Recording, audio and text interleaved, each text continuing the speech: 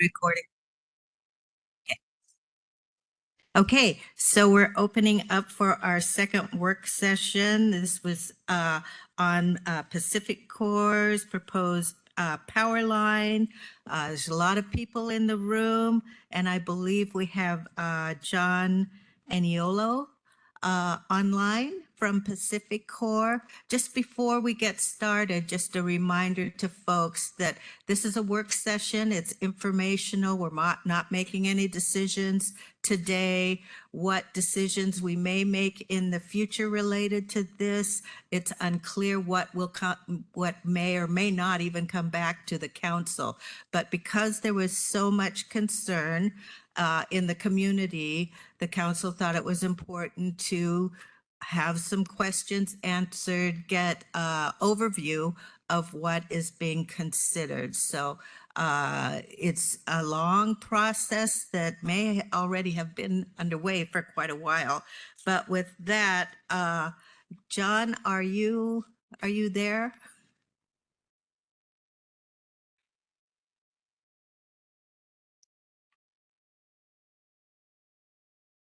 Okay, he's been requested to unmute.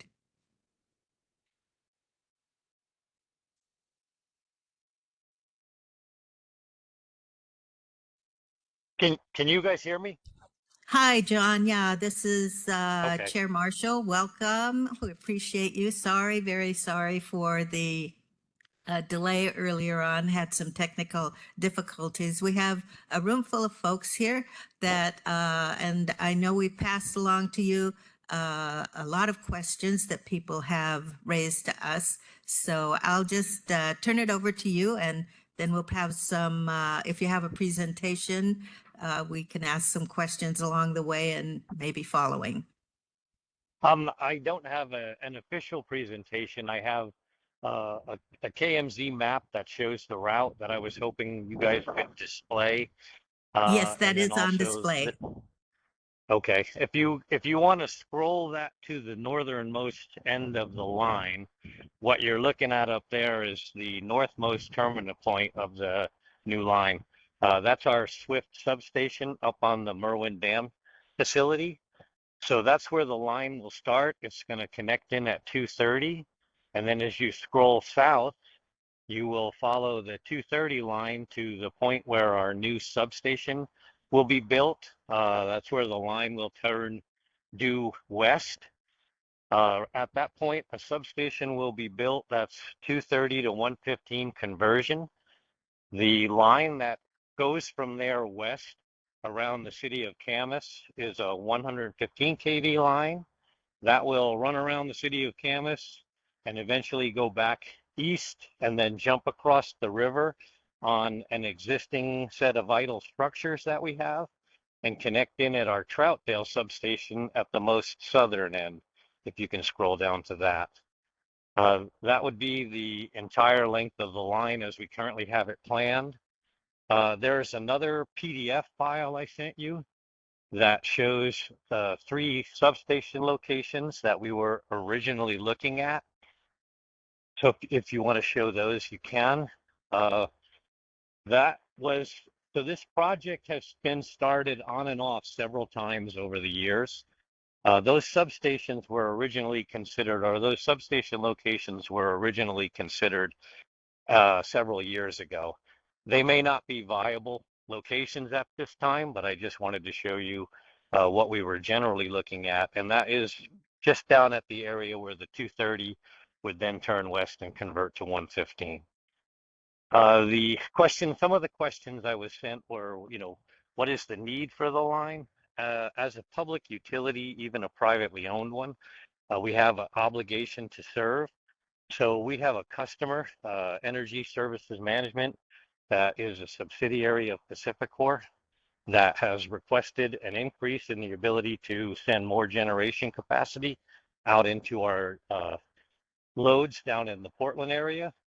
So because of our obligation to serve and because it's a customer request, that line is something that we have to build for them. We can't not do it, so to speak.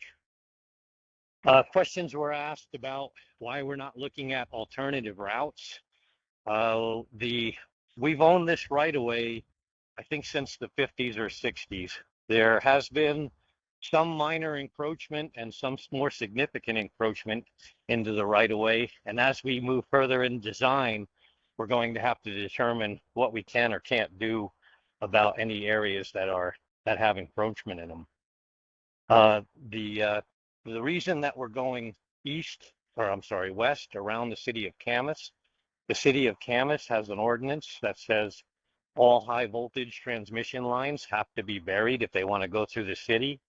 The cost for the installation of underground lines at 230 are incredibly high. And so therefore, because we also have a fiduciary obligation to try to find the lowest cost method of construction and achieving the project's requirements, we decided that the best course of action would be to bring a 115 line around the city and obtain new rights of way. We're going to do a lot of road right of way through the roads that parallel on the west side of Camas. So we're avoiding, to the extent we can, any private easements on that new 115 line. There will, of course, be some, but the majority of what we're trying to do is go with state or local government or road rights of way for that 115 kV line because of its lower voltage. That's a summary in a nutshell. If anyone has questions or wants more detail information, I'll answer what I can. It's very early stages in the project. We are only now just starting to look at the permitting requirements. The in-service date is now 2030. So not a lot's going to happen in the next year or so, but eventually we're going to have to engage with the counties and go through our SEPA permitting and then other local permits.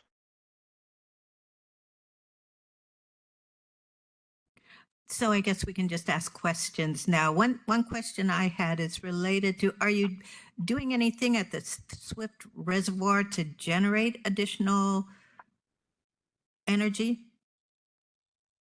I'm not aware. There's nothing to. So one thing to understand is I can only answer regarding the questions or regarding my project. And there's no aspect of my project that has an increase of generation, like materials or equipment at the Swift Hydro. There may be, I'm not aware of it. My project doesn't include it. Okay.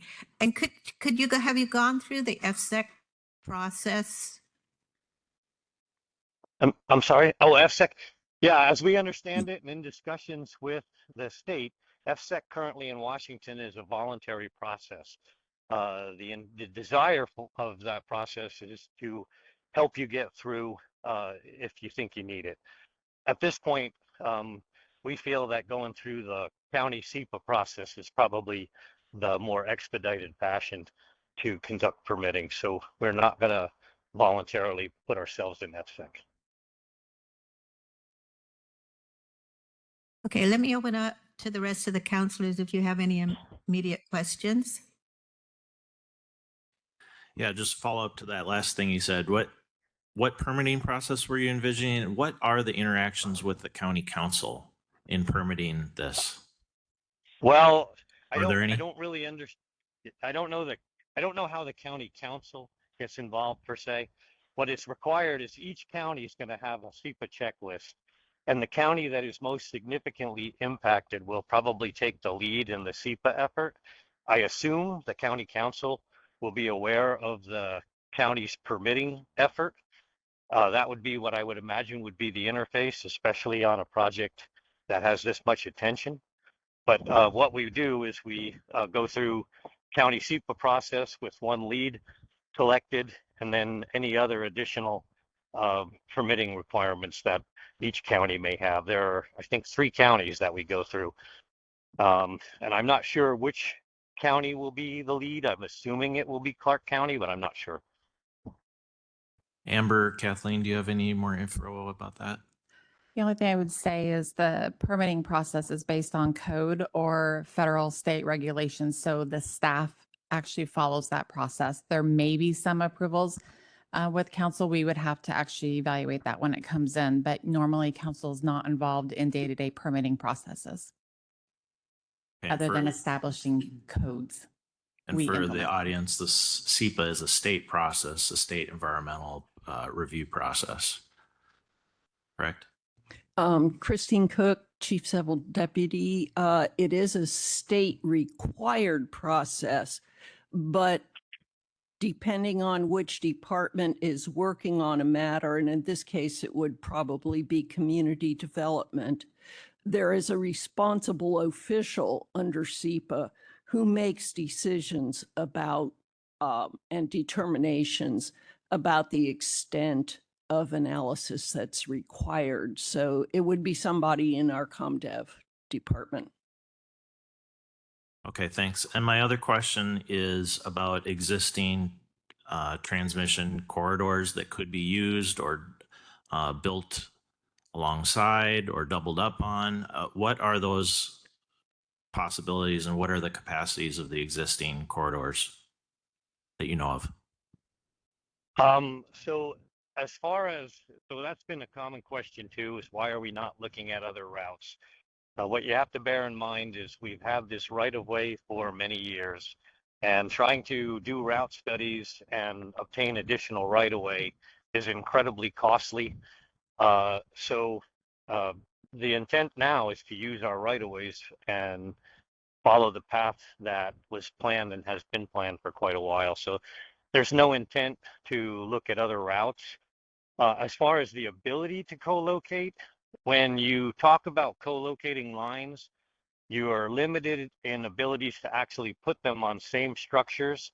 Lines that go from the same terminal points at the same voltages can't be run on the same structures because in an event, you would lose both of those and therefore you lose your redundancy. However, that said, you could parallel other existing lines.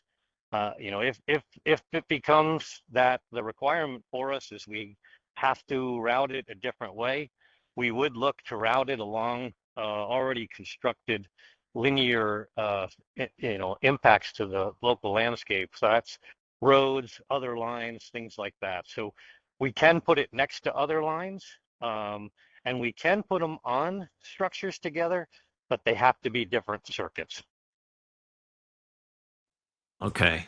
And I'm assuming that in the SEPA process, there'll be alternatives, including that potential doubling up on an existing corridor, which I understand you haven't reviewed yet, but there is potential capacity in other routes to consider. So I assume the SEPA process will look at various alternative routes. I don't know that the SEPA process requires you to consider alternatives. I'm not a SEPA expert. I've only been through it once on one other project. But like as somebody earlier mentioned, it's codified. We're going to follow the SEPA process or whatever it's required of us. Okay, thank you. Go ahead. Thank you for coming. I appreciate that. And I'm sure our community appreciates you being willing to be here as well. I would just like to just ask a general question, and that is there any benefit to Clark County of this project? There is no, so there are indirect benefits, but no direct benefits. Right now, the power is going to be brought from our facility at Merwin down to our end users in the Portland area. But because we have increased capacities and additional lines, we've already had discussions and heard from Clark County PUD that they would potentially request service off that line, and then we would sell power to them, and then they can serve their customers. So directly, there isn't an impact. Indirectly, there can be. Thank you. And then I just would like some clarification. From my understanding, it's not bringing any additional capacity to its end location, which I believe is Troutdale, from my understanding, but it is relocating the direction or how it gets from point A to point B. Is that accurate?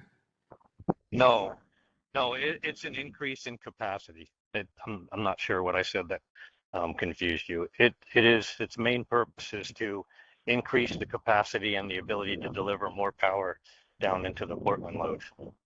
So the intent is that more power will be delivered down south through this Correct. system, and the existing infrastructure couldn't handle that increase. That's correct. Okay. All right. And then I was curious when you say incredibly high, so in terms of the cost to bury the lines, can you please elaborate on that just a bit? Sure. 230 lines are generally around $2.5 million a mile to build, permit, and build. And what we're seeing is that the costs go up around 10 times and sometimes more depending on the terrain and what you have to do. So you're looking at a section of line that I can't remember the distance through the city of Camas. For ease of math, let's say it's 5 miles. So that's, yeah, I should have picked the easier number. It's going to jump from, say, 25 million to 250 million, or, apologize, I'm trying to do math on the fly, never a good idea. But you get the point that generally speaking, the cost per mile are 10 times or more greater. And would that render the project unfeasible? It's not that it renders unfeasible. Again, we have a fiduciary obligation. So we're going to have to go to the PUC in all the states we operate for a rate increase. And we're going to have to justify why we didn't consider a different option than undergrounding when other options were there. And although there are opponents to the other options, there would also be opponents to digging in through people's homes in the Camas area. So we would have to justify that, and it would not be something that we could justify. Okay, thank you for that. Those were kind of my general questions, and I did have a few that were provided to us from citizens that I would appreciate that you could answer if possible. One was there's mention of taxpayer money. Is there any taxpayer funding that is going into this project, or is it all private? I'm unaware that there's any taxpayer money associated with this project. I've never had a project myself in the company, and I've been in the company for 31 years. I've never had a project where we've ever had taxpayer money that helped us pay for a project. Great, thank you. And what about eminent domain? Are there any situations under which the utility would be able to exercise eminent domain? Yes. Well, where we have existing right of way, of course, we don't need to use eminent domain. But if there are other areas where we need to get right of way, or if we cannot find a willing landowner who's willing to sell us the substation property, we have the ability to seek eminent domain through Washington State's process. Okay, and at this point in time, are you aware of any situations where you plan? I know that you've got a lot more planning to do, but are you aware at this point of any potential instances where that will be needed to be used? No, I'm not aware of any at this moment. Again, we were going after the substation properties, but then put that on hold. So we haven't gotten to the point where anyone's been made an offer and denied us, and we considered the idea of eminent domain. We'll do everything we can to avoid eminent domain. We negotiate for a long time. The only reason we end up in eminent domain is, again, because the project's mandatory. We have to do it to serve our customers.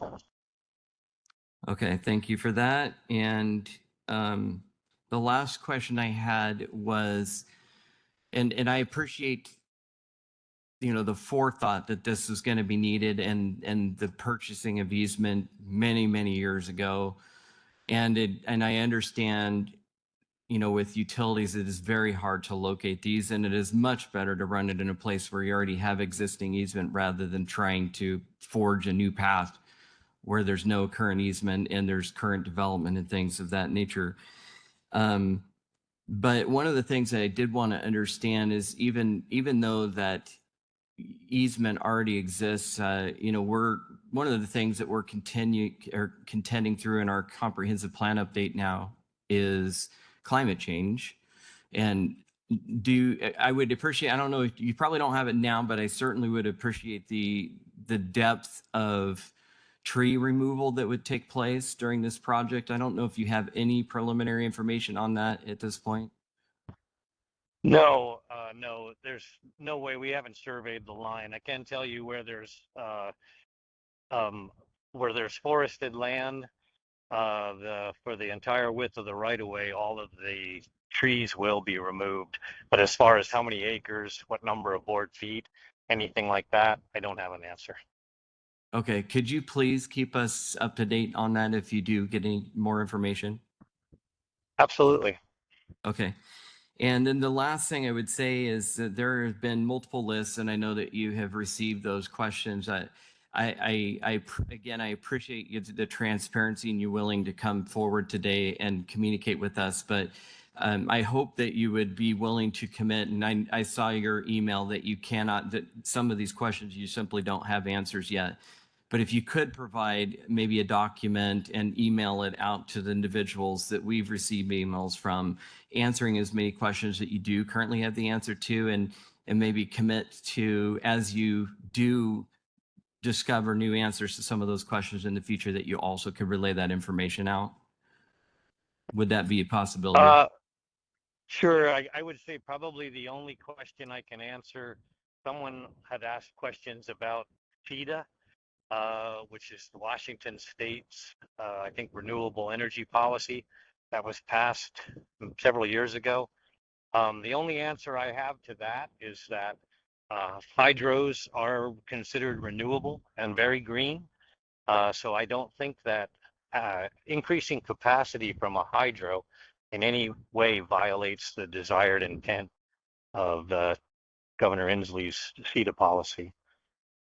There were many questions of a technical nature that were sent in.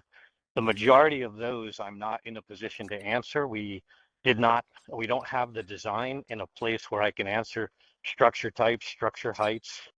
I can send you general types of structures you'll see, but I can't send you specifics.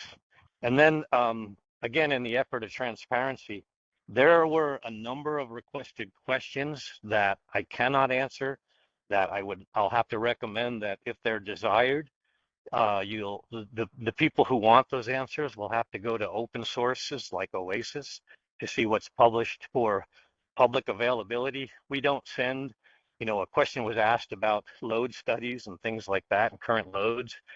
We don't offer that out to the public, and you can imagine why. But anything that gets published on Oasis through PacifiCorp's website there, that's all public knowledge and available for anyone to take a look at. So some questions I will be able to answer, and some I will never be able to answer for security reasons. Okay, thank you. I appreciate you answering my questions. Chair. Go ahead. John, thank you. And I did also see the email in which you said there were a lot of questions you weren't able to answer, but I'm curious, any idea on how many properties, because this is a big concern from community members, particularly those along the route where the power lines will be installed, but any idea on how many properties will be impacted? Unfortunately, I don't have that on me out here where I am. I can send that to you, and I can also send along with that the number that we believe have structures of one type or another that are impacted. The questions that one of the person posed the question of, they were curious as to how many residences versus how many play structures and sheds. It's not that many, less than people think. There are a few. And I can send that to you after I get back into the office. And then I can also send you the list of property owners that are affected. Off the top of my head, I don't know it. We would strongly appreciate that. And if, in fact, these properties, when they get impacted, because I think it sounds like it's going to happen, one of the concerns that these property owners have is the loss of property value. How does PacifiCorp mitigate that? Well, on existing right-of-ways, there is no mitigation for perceived property loss. There's unfortunately no studies that anyone can really hang their hat on. And if you search the internet, you'll find 6 that say one thing and 6 that say another. So there's no easy way to determine real impact on property loss versus perceived. You know, we understand from the property owner's point of view, it's an impact. You know, there's no way around that. But trying to assign a value, it's not an easy thing to do. It's a very difficult process. In Oregon's condemnation court cases, each party has to hire a specialized appraiser, and both of them go and look at pristine properties, values in the area, then values of properties that have power lines on them when they were built. And it's a pretty extensive study. And then they voice their opinion and argue in court who's right. So the point I'm trying to make is there's no easy way to say X dollars have been lost or gained. So PacifiCorp's policy now, especially on existing right-of-ways, is we don't mitigate for that. Thank you. Councillor Belcott, did you have any questions at this time? I do not, Chair. Thank you. Just a couple more questions that I have. Fire risk has been mentioned quite a bit, and I think that ties into why people would be interested in having the lines underground. Can you speak to because I know we've seen in California the fires related to power lines. Can you speak to that concern? Yes. So generally speaking, the high voltage lines are not lines that are liable or found or accused to be liable, or whatever the correct terminology would be, for fire that occurs. It's generally lower distribution lines because the trees and things are closer to them. So for the, initially the 230 line is going to be much less likely to ever be associated with any sort of a fire risk. Additionally, PacifiCorp is investing hundreds of millions of dollars right now into their entire system to harden it and to increase weather watch capability that will allow us to make decisions to de-energize lines in a high risk area due to weather events. So there's a lot of effort PacifiCorp is going through in order to ensure that wildfire danger is as minimized as is possible from a new line.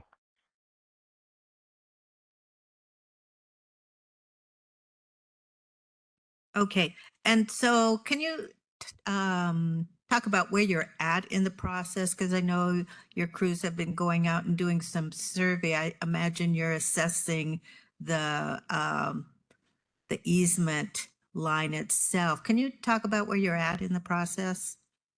And Sure, what may be we're ahead? again we're very early in it, and what people have seen is we've sent geotech trucks out to do geotech studies for the geology of each area where the line is going to be built. That's all part of the design process, which is being reinitiated now. So the design's not the design's currently on hold, but we're reinitiating it.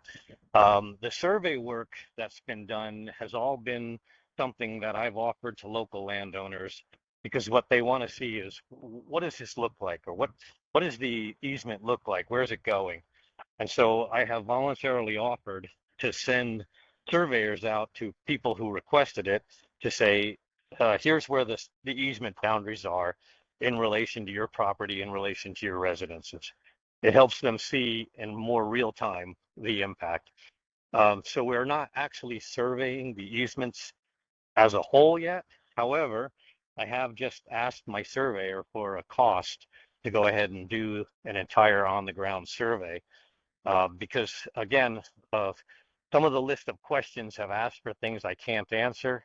And in an attempt to try to get answers for those people that are asking them, we're going to go ahead and try and get the surveys done this year as opposed to waiting until just before construction. Although generally, we don't do a full survey until just before construction.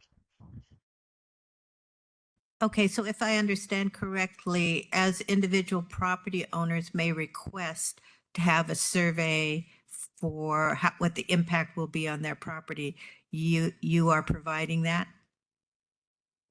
Yeah, that's correct. And I don't know the number. It's probably been, it's under 10, I think. 10 or so people from other public meetings. There was a public meeting down in Battleground, and I made the offer there, and a few people have reached out and said, hey, I want that. We've gone ahead and done it for them. Okay, well, they're noticed at this point that that's available. So thank you for that. Let me, And I yes, forgot go to ahead. answer the rest of your question, which is what's going on in the future. So again, right now we're reinitiating the design. We may be going out to do a full survey here this year. The design won't be completed until sometime next year. We will have to begin next year going out to the substation properties to try to obtain those.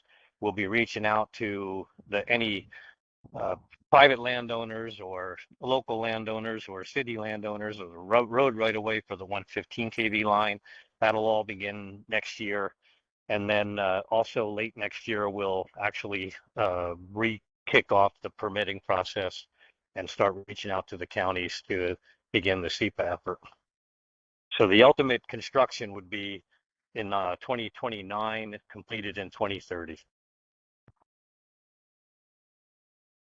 Okay, thank you. I was just writing down some of those dates. So it sounds like, with the exception of talking to individual property owners or maybe outreach that's done with those substations, that the SEPA process itself is a public process, and that notice would have to go out to folks all along that line when the permitting occurs. I'm just saying this for the benefit of the public to know when you'd have an opportunity to weigh in. And this may be a question for the staff. What is the, when that notice goes out, what is the comment period that people may have to weigh in or raise concerns related to the impact?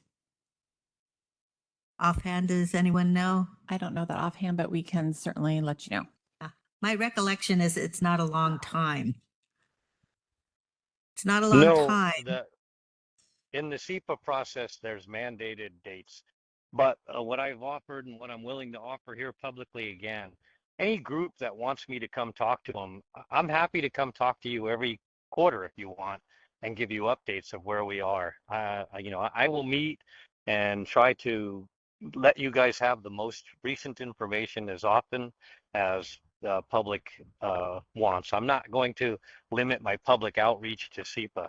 I'm happy to voluntarily come and meet with whatever group wants to, just like we did at Battleground. If people want an annual one at Battleground, I would only just ask that, some local concerned person set it up. If you want it quarterly in the neighborhood or every 6 months, whatever people want that will help them be aware of what's going on and get the latest information, I'm happy to do. We'll eventually have a website created. Again, we don't have one now for it because there's no information to put on it. That's a frustrating answer for most people. So that's why I'm happy to offer. I will come and meet with whoever wants to as often as you guys want and within reason. Just let me know. Great, thank you for that. Chris, did you have a comment? I did, thank you. Transparency is absolutely what is wanted here, and the more communication, the better. I would like to throw in the caution that if what PacifiCorp is offering is something outside the SEPA process, then it's outside the SEPA process. And people who might wish to have input and redress concerning the SEPA process need to be careful that all of their information, comments, input, so forth are given in the SEPA process as well.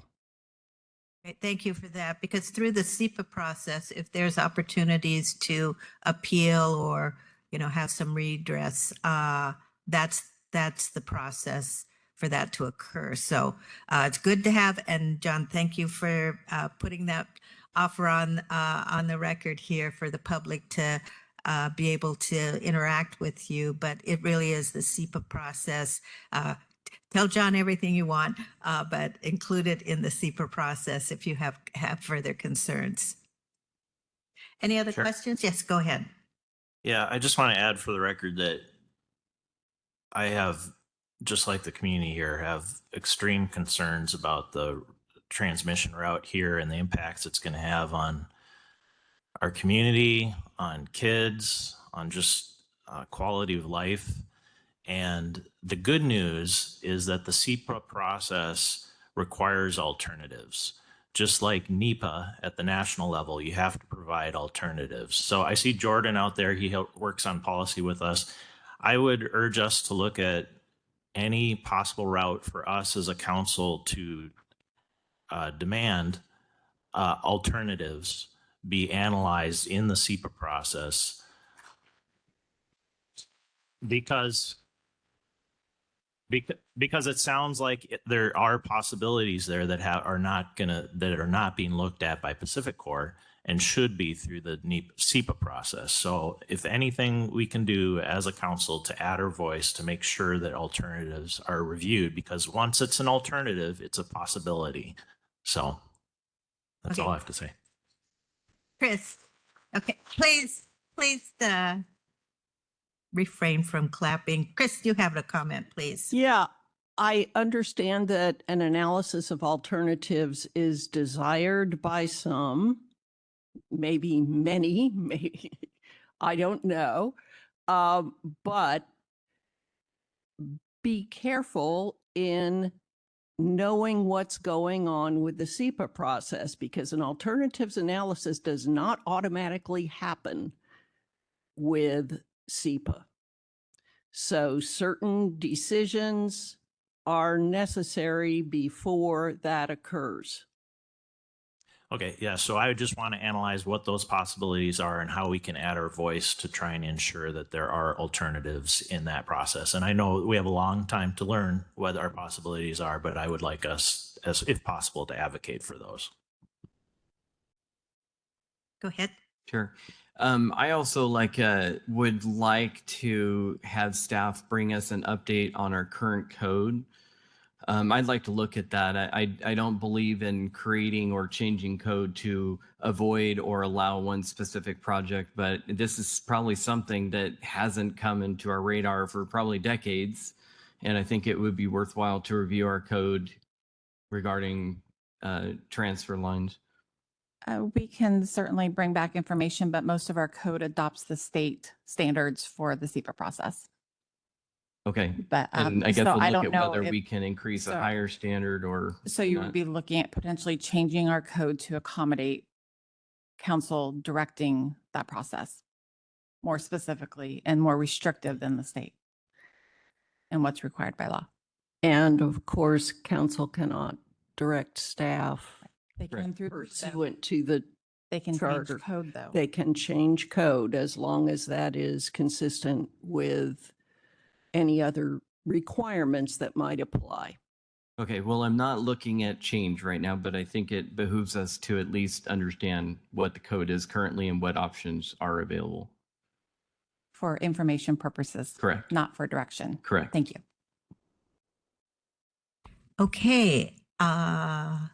So I think we have some studying up to do ourselves as a council. And if I could just share, just ask for clarification, do you want that information presented to you or just sent to you by email? I mean, it's because if we put on a council time, we're, or maybe a 10-minute work session or just an email. I mean, I think it's pretty easy to find that information, but I just want to make sure that we're fulfilling what council's desire is for next step. Counselor? I think a presentation would be good because it's another opportunity to have this in front of the public and ability to discuss opportunities to do I would future suggest actions. a work session, again, not on council time at this point, but I defer to council on. I think if we could also review the SEPA process, how that works. That's what it will entail because Right. the code It's all and the about law SEPA. is about the SEPA process and Great. what's mandated. So Okay, I think that'd be helpful. like a 10-minute work session scheduled. Okay, thank you. Good. Then we can get answers about timelines and all of that. Yes, the timelines in the regulatory process, All obviously not the included. timeline for that permit process because that's going to vary based on Yeah, the that's- application Yeah, and the that's specifics. outside Yes. our ability to control, but within the SEPA process, because I think that's what the public needs to be aware of, how that operates and what that informs. Okay, so I think, John, thank you very much. I have a feeling we'll be talking again in this next couple of years. And you've been very generous with your time. Again, apologies for the delay in getting started, but I don't see any more questions from the council. And so with that, I will close this work session.